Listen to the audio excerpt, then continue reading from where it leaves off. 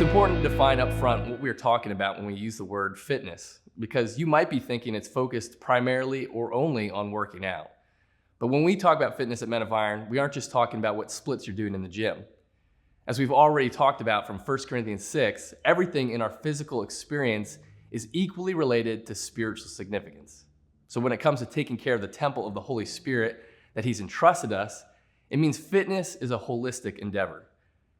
Taking care of your physical body requires a long list of important elements that relate to your physical well-being.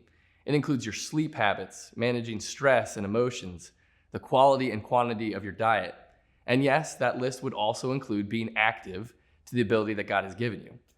This does not mean that you have to be a gym rat or a bodybuilder to fulfill God's purpose in your life, but your body is the vehicle in which you use to serve the purpose that God has for you.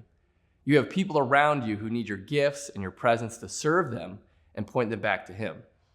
If your car breaks down, you need to get it tuned up. You need to change the oil, put gas in, and make sure the engine is running, right?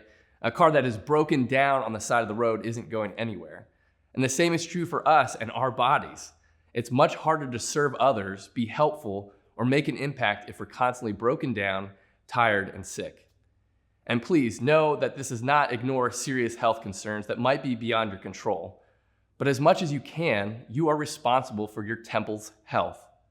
This is also not an exercise of shame or judgment because, as Paul notes in verse 20, you are not your own. You were bought with a high price.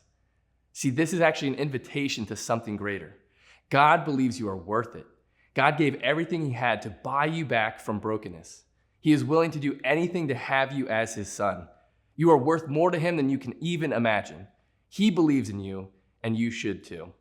So no, you don't have to be a gym rat to be a faithful follower of Jesus. You just need to know you're worth the work to be healthier tomorrow than you are today.